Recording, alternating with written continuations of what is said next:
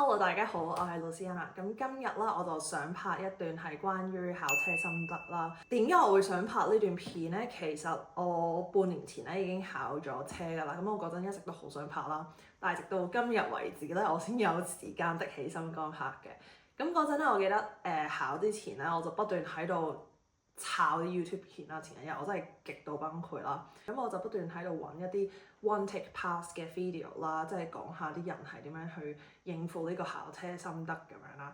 咁但係就係唔係好多選擇咯。咁所以我拍呢段咧，專係 for 尤其是喺英國考啦，因為大家都知可能英國考嗰個要求同香港係唔一樣嘅。咁我想拍一段就係可能我哋點樣去應對呢個好緊張嘅心情咧，同埋就係有啲咩特別要留意咯。當我哋喺考試嗰日。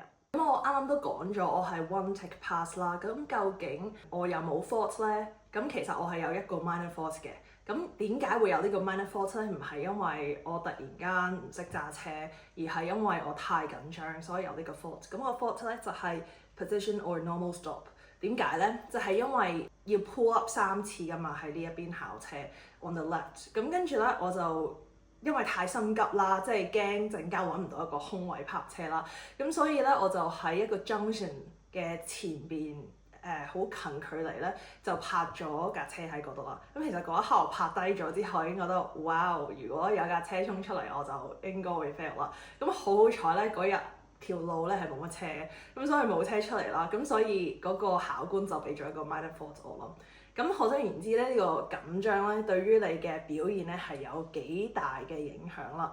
咁所以今日咧我就想講一講就係我成個考車過程啦，同埋有啲咩 tips 啦。咁呢段唔係一段咩駕駛技術嘅 tips 啦，所以如果你係想 look for 呢樣嘢嘅話咧，呢段片就唔係好適合咯。我係主要想講翻去點樣 overcome 我哋呢個考試嘅時候嘅緊張嘅。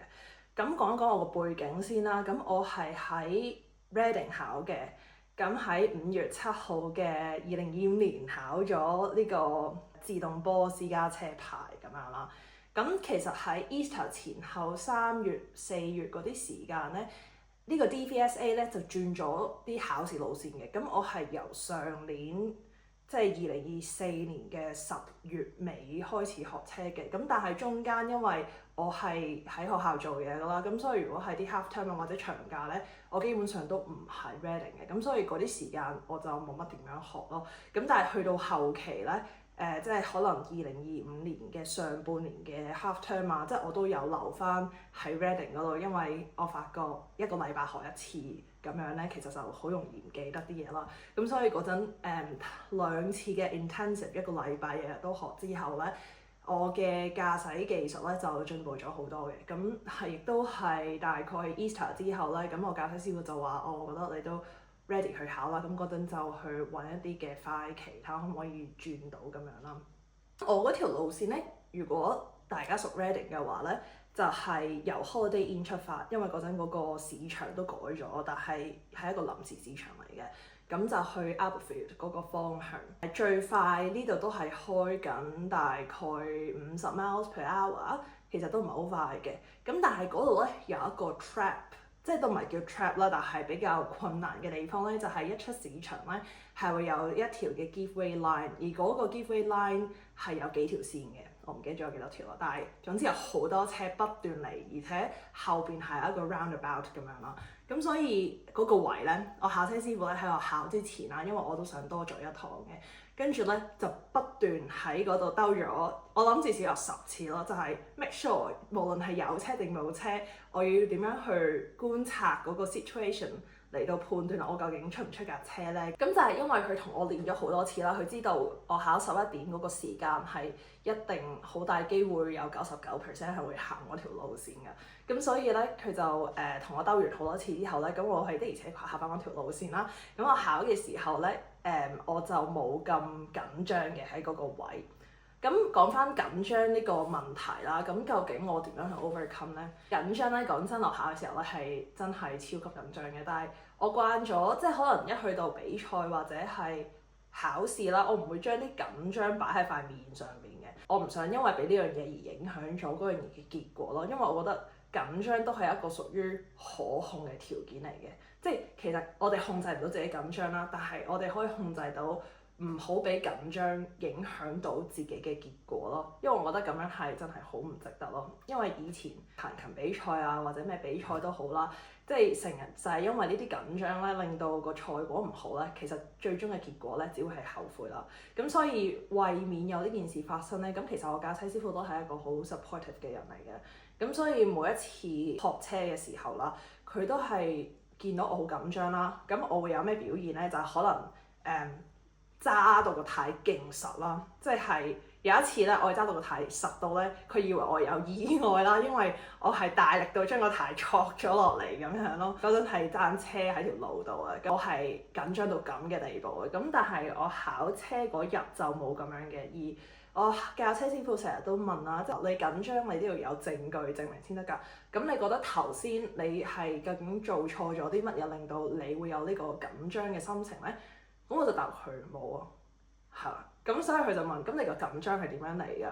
即係緊張就係好驚自己出錯啦。咁大家都好想自己做得最好㗎嘛。佢成日都會開到我啦，令到我冇咁緊張咁樣啦，係啦，冇咁啦，唔係唔緊張啦。有一啲嘅緊張位啦，但係我覺得喺緊張嘅時候，我哋點樣去應對路面嘅情況嘅？咁其實我就 mark 低咗幾個啦，可能我哋會因為緊張而導致出錯嘅陷阱啦。咁第一個咧就係 give way 或者係 junction 嘅時候咧。即係因為我哋會可能擔心啦，如果有好多車喺條路度，咁我哋究竟幾時出咧？可能我哋已經喺嗰個位等咗成1分鐘咯喎，咁會唔會係嗰個考官覺得我嘅判斷有問題啊？即係可能我哋會擔心呢樣嘢啦。咁但係我駕駛師傅就同我講話，有一次咧有個學生咧就係喺個 give way line 嗰度等咗5分鐘，因為嗰5分鐘咧嗰4條線都係有車嘅，根本就出唔到。咁個考官係唔會因為呢樣嘢而 fail 咗你嘅。咁但係相反，如果你出錯咗咧，你就即刻 fail 啦。咁所以喺呢啲位嘅情況底下，我真係會望清楚，確保兩邊都冇車啦，或者架車係冇雷公咁遠嘅，咁我先會出咯。呢個就係考試要求啦，即係我而家揸車係唔會咁樣啦，但係考試就要咁樣啦。咁第二樣嘢咧就係紅綠燈呢樣嘢啦。咁係一啲公路迴旋處啦，或者係 in general 啲紅綠燈啦。如果係揸喺市內入邊嘅紅綠燈咧，即係除咗 zigzag line 以外，咁佢哋嗰個變化速度係唔同㗎嘛，嗰個紅綠燈。咁可能我喺平時練習嘅過程咧，我就會記住或者係觀察一下，究竟邊啲紅綠燈嗰個即係轉得比較快啊，即係可能會呢個紅綠燈可能過咗5架車之後佢就會轉，咁我就會小心咯。但係可能有一段距離之前，我都會即係放油跟住準備踩 brake 咯，in case 佢轉黃燈嘅話，係啦。咁呢個都係防止我哋去 fail 嘅考試啦。咁而第3樣嘢咧就係巴士啦。因為巴士係一個 trap 嚟嘅，無論喺邊度都係。我通常咧就會喺遠距離咧就會觀察有冇巴士先啦。好啦，如果有巴士嘅話咧，咁大概你揸慣咗，你會帶佢知邊度有巴士站㗎嘛。通常係啲燈位前後嗰啲位會有巴士站啦。咁或者如果你揸緊一條 A 路，中間可能會多一個中途站咁樣咯。咁如果你 spot 到個巴士咧，首先咧第一件事係唔好跟到咁貼啦。第二樣嘢咧就係留意下，如果嗰度有堆人企咗喺度，咁即係嗰度應該係有個巴士站啦。咁睇下，如果架巴士已經喺嗰度上落緊客嘅時候咧，我就會睇下嗰架巴士究竟有幾多人上落啦。如果係最尾一個人上嘅，咁我可能就會減慢速度，即係減慢嘅意思唔係即刻 brake 咁樣啦，但係我就會收油，咁就睇下嗰個巴士隨即就會打右燈，因為打右燈佢哋係必須先可以繼續喺條路度行走嘅。咁所以我就會留意呢啲嘢咯。咁而總之就係保持距離咯。咁如果架巴士真係停喺度，而佢有5-6個客要上咧，咁我就會睇下對面線咯。咁我覺得呢一啲嘅判斷咧，就係會防止我哋去 overthink 一啲嘢咯。我哋有呢一啲嘅計劃啦，即係所有嘢都係同 planning 有關啦。如果我哋 plan 咗有呢一啲嘅情況嘅時候，咁我哋就可以減少呢個問題嘅發生啦。最後一樣嘢咧，就係同嗰個迴旋處有關嘅。咁好多人就話迴旋處好難啦。咁 personally，即係我嘅弱點都唔係迴旋處嘅。咁但係迴旋處咧就其實係同你個 judgment 有關啊嘛。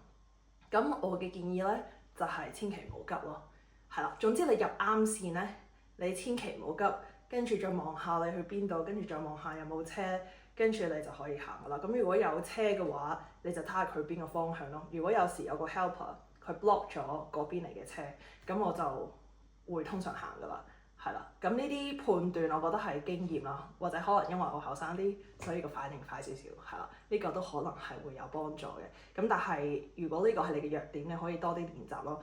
咁因為如果你去得考試，其實你都已經係有晒所有嘅 skills 你先去考啊嘛，即係你唔係冇準備嘅情況底下，或者係仲有啲嘢未處理好嘅情況底下去考試咧，咁呢樣嘢就另計啦。咁但係如果你係一個已經係準備好考試狀態嘅人咧，咁我唔覺得呢樣嘢係會導致你 fail 嘅原因咯。即係如果你話我已經準備好所有嘢咯，但係我去到考試好緊張，咁我覺得呢一個點就係你自己可以去控制嘅一個位嚟嘅。呢啲係我喺我考試嘅時候可能會最驚出現嘅情況，就係我啱啱講嘅呢一啲嘢咯。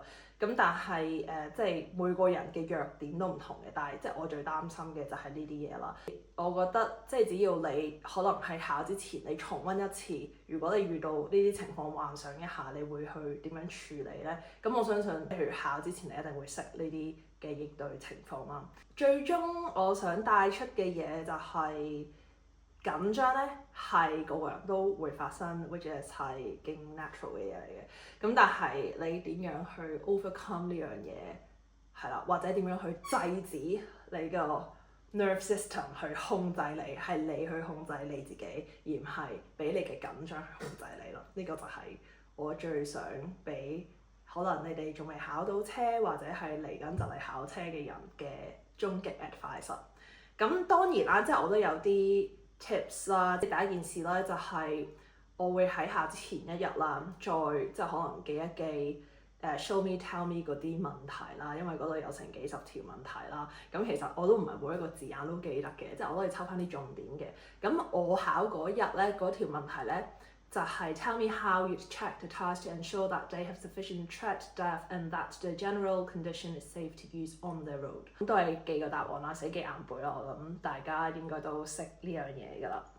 咁考試咧，其實就係喺你見到個考官嗰一刻已經開始計㗎啦。咁成個考試40分鐘啦，但係我考嗰陣咧就係考咗35分鐘嘅啫。咁 depends on 路面情況咧，因為我考嗰陣係即係大家翻緊學翻咗工，所以條路係基本上係冇乜車咁樣咯。咁所以要睇下你個 traffic condition 咯，同埋我考嗰日係即係5月嘅時候，天氣超級好啦，係即係夏天咁款啦。咁所以即係我覺得呢樣嘢都係有關係嘅。咁呢樣嘢都係有少少彩數啦，咁都會影響咗你考試個結果嘅，我諗。咁第二個 tip 咧就係唔好係咁操咯。當你考之前，我記得我駕駛師傅都有問我你想唔想再練下啦。咁我就覺得冇呢個必要咯，因為我考嗰日之前已經會上堂啦，即係嗰一日已經會同嗰個師傅再上多個鐘咁樣啦。我覺得如果你再 overdrill，即係可能你考前一日已經係10分之緊張啦，冇必要再去練。跟住如果你練一有問題出現咗啦，咁我覺得即係得不償失咯，會令到你自己更加緊張咁樣咯。咁第三樣嘢咧就唔好俾你個緊張去 override 你個實際啦。咁我頭先都講咗啲情況，你可以係預先去諗一諗嘅喺你考試之前。咁呢個都可能會幫助你去即係更加清楚你嘅 concept 咯，或者知道我知道點樣做。即係我可能考成個過程我都係會諗，我知道下一步點樣做，或者我對條路線係有認識㗎嘛。咁所以你都會知道大概下一步你 predict 到你會做啲咩，咁你就預先做一個 planning 咁樣咯。我仲有一樣嘢想補充嘅咧，就係我考車嗰日咧，其實我朝頭早咧係有翻工嘅。唔好話我嗰日要考車我就請全日假啦。咁當然呢個係你自己決定啦。咁但係對我嚟講咧，我係覺得即係平常心去對待呢件事咯。咁所以我淨係請咗考車前後嗰啲時間啫，即係唔係因為學校唔彈性啦，即係我自己要求我可以照翻嚟㗎，翻可能1-2個鐘都好啦。至少你係點講啊？你係翻工係一個好正常嘅狀態，你唔會突然間好刻意去諗，好啦，我今日要考車。咁你唔使翻工，你請假你就會不斷喺度諗，哎呀死啦！我陣間要考車啦。如果我陣間呢樣嘢又出錯咁點算咧？咁樣，我覺得呢個平衡心係好緊要啦。第二樣嘢咧就係、我唔知你哋有冇食一種 supplement 啦，佢係 Neuromind 嘅叫做，但係你一定要食咗嘢先食咯。我通常就係食完咧，佢呢個作用咧就係 for 你個腦可以清楚啲運作啦。我唔知係心理作用定點啦，但係我覺得係我會更加之專注做一樣嘢嘅。咁我考之前，我平時其實唔食早餐嘅，我嗰日都特登食咗啲嘢咧，就係為咗食呢個 supplement 咯。大概1個鐘之後你會有效咯。最有效係我覺得係食完1個鐘之後啦。咁但係即係 disclaimer 啦，就係如果你有大肚啊，任何身體狀況咧，最好即係你揾咗 medical professionals 你先好食呢樣嘢啦。因為我都唔知道呢樣嘢有冇副作用嘅。咁但係佢係一種 supplement，係 Boots 都有得買咯，或者係 H&B。唔係考車嗰日先嚟試啦，即係可能你之前試下睇下呢個有冇用咯。咁 personally 咧，我有任何好重大嘅事件啦，可能係開個 concert 啦，可能係一個比賽啦，或者係考車咧，或者係一個好重要嘅 present 咧，我都會食呢個咧 make sure 我個腦係清楚嘅，即係如果有任何人質疑我啊，或者係問到問題啊，即係我都可以專注去做到呢件事咯。咁希望即係你可以試下呢個 supplement，唔知有冇用啦對於你。咁呢個就係我成個考車嘅過程啦。我覺得最主要就係你有充足嘅上堂啦，同埋就係regular training 啦。因為我翻星期1至5嘅，咁所以我平日放咗工嘅話咧，根本就唔會有時間學。咁我都係等有學校假期，我先會叫做 intensive 啲咁樣操車咯。Otherwise，我都係1個禮拜上1堂嘅。我冇計過我總共上咗幾多堂啦，但係我諗係學咗半年左右啦 in total。咁之後我就去考試咯。我覺得你哋可以去即係可能睇下學車嘅片啦。呢個我臨考試前我有揦一揦嘅，但係唔係一個持之以恆嘅一個行為嚟嘅。係啦，可能會令到你自己更有信心咯。但係我覺得最重要嘅係你要相信你自己一定能夠做到，你先會成功咯。因為 for 我啦，我會成日覺得好唔抵嘅，即係如果係因為緊張影響咗自己同埋我考試咧，係我唔係好接受到自己唔合格咯。咁所以即係無論係考咩試都好啦，我都好難接受呢樣嘢。咁所以呢樣嘢係你要同自己講，你一定會做到咁樣咯。係啦，咁希望呢段片可以幫到少少大家啦。即係我都唔知幫唔幫到，但係我最主要係想 share 呢樣嘢嘅，因為我覺得都係我比較緊張嘅時候會同自己講嘅嘢咯。如果你嚟緊考車嘅話，就加油啦，唔好緊張啦，全力以赴咯。係啦，好啦，下次再見啦。我可能下段片咧就會拍段係我考筆試係點樣嘅。我唔知有冇人想知啊。好啦，anyway 係咁先啦，拜拜。